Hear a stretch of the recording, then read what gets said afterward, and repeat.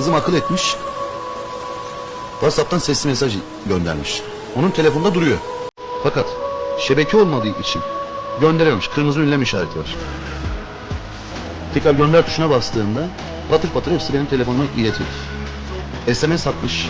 Gelmedi. SMS dahil gelmedi.